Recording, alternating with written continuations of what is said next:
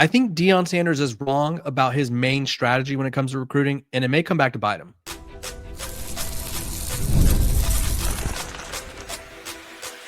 You are Locked On Buffs, your daily podcast on the Colorado Buffaloes, part of the Locked On Podcast Network, your team every day. Welcome to Locked On Buffs, everybody. I'm your host, Kevin Borba. Today's episode is brought to you by our sponsors over at Game Time. Download the Game Time app, create an account, and use code LOCKEDONCollege for $20 off your first purchase. We are also brought to you by the Locked On Podcast Network, the #1 sports podcasting network in the business. So make sure to like, subscribe, and follow so you don't miss out on a moment of your favorite coverage. We're really close to 8,000 subscribers here, so hit that subscribe button. Today, we're going to be talking about why I think Deion Sanders is missing the key point about the portal and why he's too much invested in the portal when, in fact, Colorado has had more success recruiting. We are also going to talk about this Kansas State game on Saturday. I do think it's a bit of a scary one for Colorado, considering what Kansas State just unlocked literally 4 days ago or 5 days ago, however many days it was. And then we're going to talk about Dylan Edwards. He's in the portal. Should Colorado take another swing at him? I think maybe. Why not? Let's dive into the portal, though. So it's been a heavy discussion, and Deion Sanders talked about the reason he doesn't the reason he doesn't bring in more high school recruits is because 50% of them leave, right? And by his numbers, I mean, he's not incorrect. The 50% of the recruits that he has landed at Colorado have left. That being said, he offers two of the most, going off of 2023 and 2024, because obviously the 2025 guys are still here. He offers two of the most bizarre sort of reference points that you could possibly have. So let's just put it this way. Deion Sanders may have lost 50% of his recruits from 2023, but it was a 21-man class. 7 of those were guys who stayed committed from Carl Durrell. So Ryan Staub, who else was it? Like Hank Zelinkas, excuse me. He was committed to the previous regime. Like there's just certain guys that hung around to play for Coach Prime. So 7 of those guys. So now you're automatically at 14, right? You go from 21 to 14. And you're saying half of those guys left. And it's like, well, not only were not all of those guys your commits anyway, but let's look at the guys who did stay, right? And I think that's sort of the important thing here. And the point that I'm going to get to is Deion Sanders hits way more, I think, on recruits than he does on transfers. Because quite literally, I'll run you through the numbers. The transfer portal numbers for Colorado have been ugly. They bring in a lot, but they miss on way more. Or they miss and lose out on way more than they retain. And so looking at this class, it gave you Omarion Miller, who is quite literally one of the best wide receivers in the country. It gave you Carter Stottmeyer, who is a starting caliber safety. It gave you Isaiah Hodge, who is a versatile player that I don't know if they're using him correctly, but he's there. Kareem Harden, who's been pretty good for them. Some of the notable guys to not work out or to leave, obviously, the 2 highest ranked players in the class, Cormani and Dylan Edwards. And then in 2024, he brings in Jordan Seaton. And this class, I mean, is just the guys that hit. It's Jordan Seaton, it's Draylon Miller, Cam Michael, Brandon Davis Swain, Michael Welch. Now, the guys you lost, Eric Brantley's at Florida Atlantic. Brandon Hood went to UMass, and the rumors of that is because they didn't give him a scholarship. Like Colorado wasn't going to give him a scholarship, but they pulled a scholarship or something. So why would he want to stay? Ben Boozy, who is a corner that is now in the transfer portal, didn't find a home that I'm aware of. Kyron Garcia, he left, right? Malachi Murphy, he left. Yaya Atia is probably the biggest gem of this class. And then Cash Cleveland also left, but he was also not on scholarship. So you're telling me that you have Jordan Seaton, Draylon Miller, Cam Michael, Brandon Davis Swain. So 5 guys in Michael Welch who are starters. Yaya Atia, who should be a starter. Like, that's a solid group. So 6 out of the 12. Now let's take a look at his transfer portal classes, because the main point that Deion Sanders was making is that the transfer portal guys the recruits don't stay for the next year. They keep leaving. Well, if you think 50% of your recruits is leaving is bad, let's talk about the percentage of guys leaving who came via the transfer portal. So in 2023, Deion Sanders signed a class of 52 transfers. 36 of those portal guys, and I say signed, they landed commitments or landed transfers from him because some of these guys committed and left after like a week or so. But 52 transfers in 2023, 12 graduated or declared for the draft. So those are 1-year rentals. 24 transferred after 1 year or less. So 36 of the 52 left the following year. So you had to replace all of those guys after 1 year, which is 69.2%. So nearly 70% of your transfers that you brought in left. Meanwhile, 50% of your recruits left. Like you have more success not only with recruits, because these are the guys that stayed. And this transfer portal class was better in terms of guys who stayed, and most of them followed Coach Prime from previous stops. So Arden Walker, he stayed. He's been good. Amari McNeil, Alejandro Mata, Shiloh Sanders, Shador Sanders, Travis Hunter, Savell Smalls hasn't really panned out. They moved him to tight end. Mark Vassett was a really good punter. Cameron Simon Craig followed Coach Prime from Jackson State. He was a safety. Levante Bentley was a good linebacker for the Buffs. Jimmy Horn, Shane Cokes, Travis J, Jeremiah Brown, Brennan Gant, who didn't do much, and Tyler Brown. So of the 16 transfers that stayed and contributed, I would argue that about, I would say Tyler Brown didn't really hit. 1, 2, 3. So you hit on 12 of your 16 transfers that stayed. But again, you have a huge hole because you invested in so many guys that came and bounced after 1 year, right? They didn't care about being Colorado Buffaloes. Last year's portal class, you brought in another big class, right? You brought in a total of 43 transfers, or you landed 43 transfers, however you want to word it. 12 graduated or went to the NFL, 16 transferred, 15 stayed. So 28 of your 43 left, which is 65%, which means you kept 34%, and you kept 30% of the year before. So you were saying that you're losing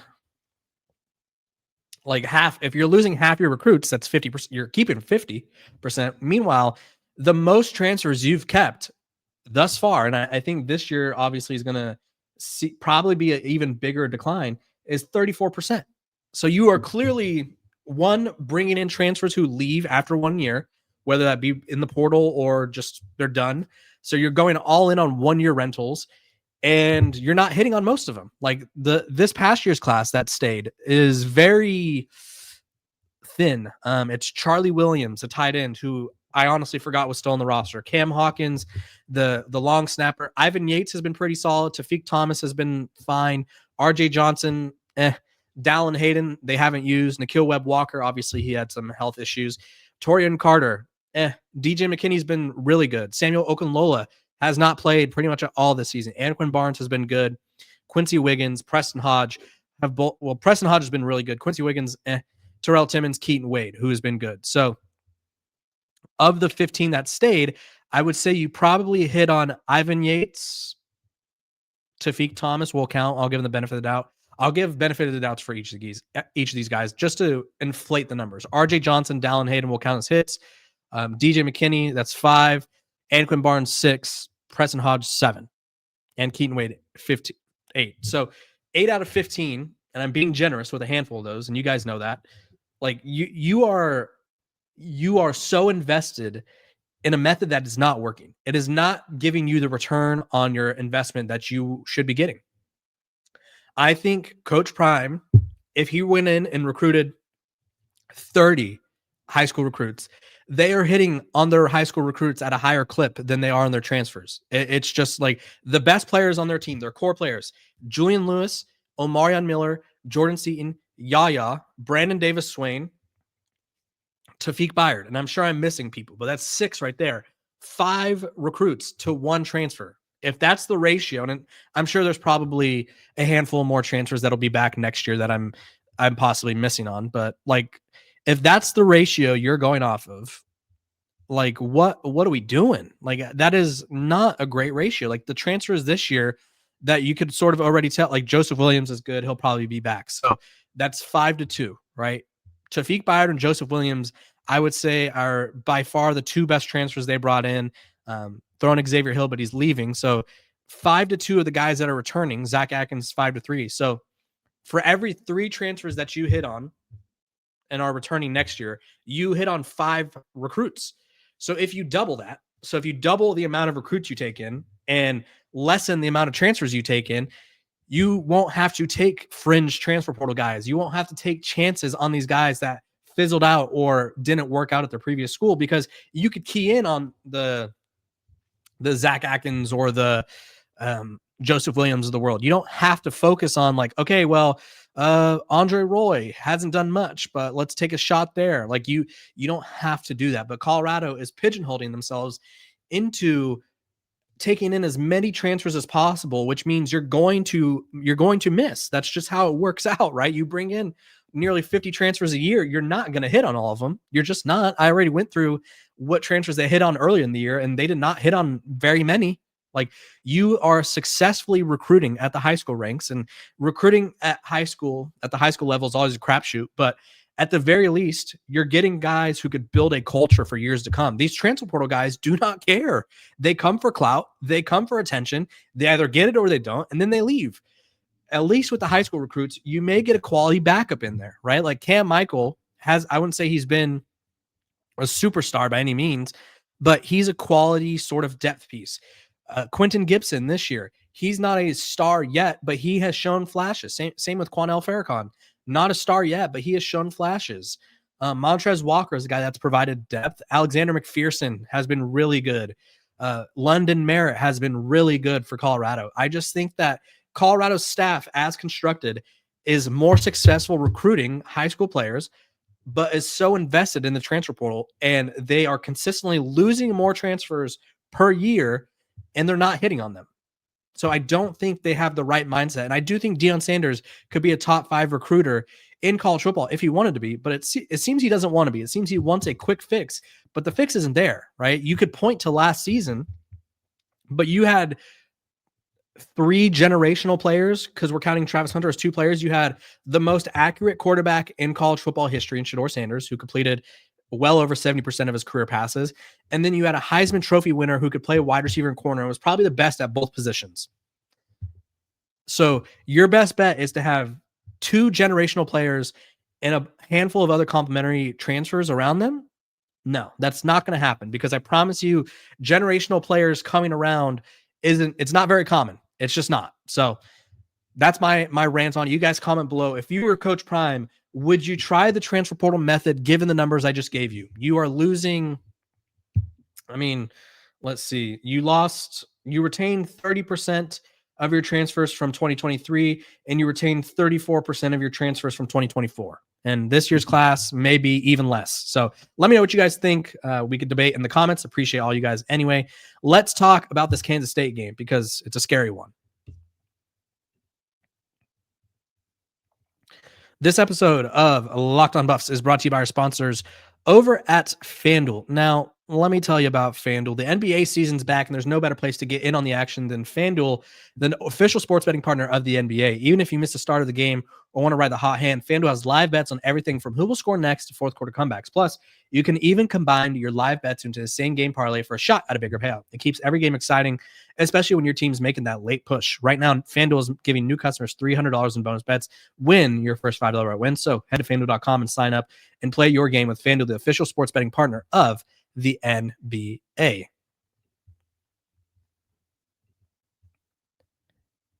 This episode of Locked On Buffs is also brought to you by our sponsors over at Doer. I'm so excited about these new jeans. They arrived recently, the comfiest pair of jeans I ever own. And I'm a brand, you know what? I like to go after the big brands, and like some of the biggest brands are just not comfortable. But Doer, I mean, they're they look like they're professional. Like, I could look as professional as possible, but it feels like I'm wearing sweats. They're so comfy. I've been reaching for my Doer jeans for everything, whether it be a nice dinner or to run errands, to go to the grocery store. I'm like, you know what? I'm going to slap on the Doers because I look good and I feel good. They have 5 times the stretch of the traditional denim, and they're antibacterial, meaning your jeans stay fresher, longer, so you can wear more and wash less. Simply put, Doer makes the world's most comfortable pants without having to sacrifice style. Trust me, once you try these, they'll be your go-to. And you can check out Doer in-store here in Denver at 2621 Lemire Street. Pick up a pair for yourself as an amazing, or for someone else, as an amazing holiday gift. Mention my promo code Locked On Denver in store to get 15% off your first order, or check them out online at shopduer.com/Locked On Denver for 15% off. That's shopduer.com/Locked On Denver.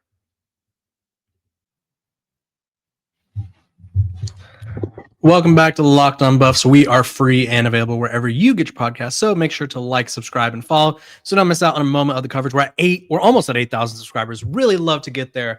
Let's talk Kansas State. Now, the Wildcats, I think, were looking like one of college football's biggest disasters on. They start the year off with a wacky game in Dublin against Iowa State. And it's like, okay, you sort of know, like, week one is the weirdest week of college football. That's the week where I simply wouldn't buy into anything. Like Florida State upsets Alabama, and everyone's like, "Oh my gosh, this Florida State team's back!" And then Florida State, I think they need one more win to make it to a bowl game. So they lose a wacky one, 24-21. It was pouring rain, and then they sort of go on to struggle. Like they barely beat North Dakota. They lose to Army. They lose to Arizona. They beat UCF. Lose to Baylor, and then all of a sudden they sort of get hot. They beat TCU in Kansas. They lose to Texas Tech, but who isn't?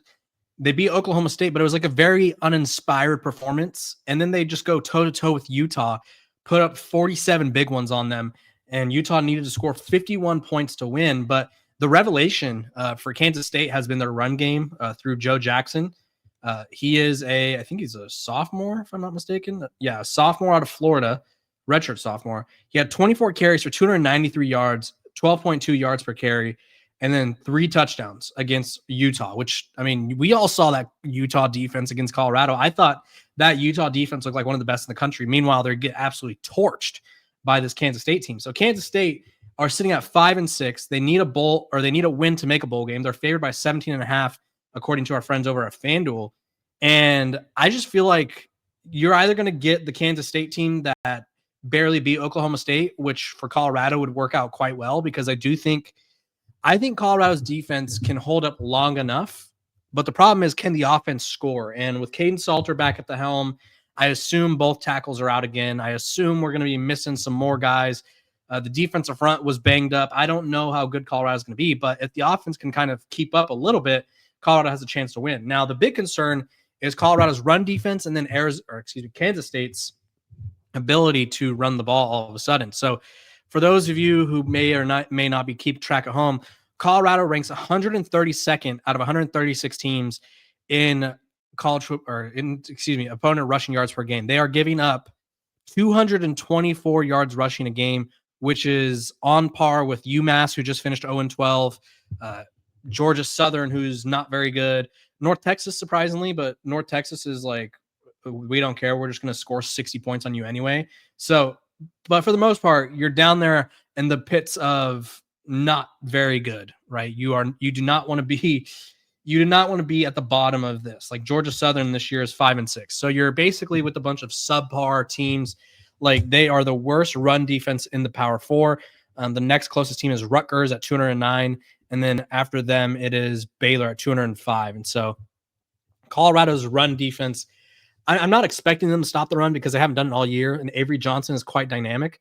But the one thing that Colorado needs to do is be able to slow down the run. Like if you could prevent Kansas State from, if you hold them to 150 or 180, that could be the difference. Like that could be the difference in Colorado winning this game, is just like limiting them slightly. They're not going to stop them. You're just not, but you could limit them slightly. So I think the spread, like I said, 17.5. Over under was, let's see. The over under for this game is pretty high, but if I were a gambling man, which I'm not, but if I were, they have it at 49.5, I think right now. So I think Kansas State could cover and probably take the over on this game, because I do think either Colorado, we're going to get a legacy performance out of Caden Salter, or Colorado's defense is just going to completely fall apart. We'll just have to wait and see. But either way, that's how I think this game will go. When we come back, let's talk Dylan Edwards. He's back in the portal, and I think Colorado could use a talent like his.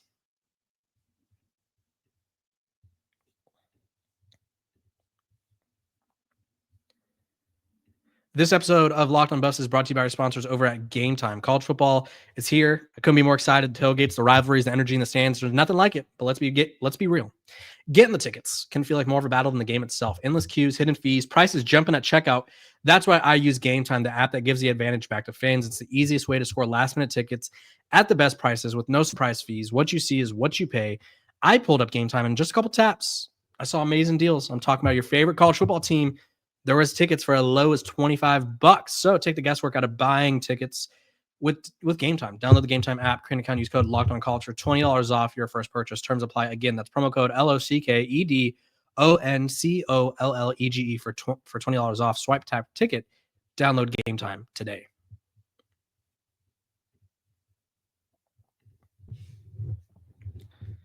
With Colorado playing Kansas State, it got me on the subject matter of Dylan Edwards, and I feel like he could have been a star for Colorado. I think he would have exploded last year.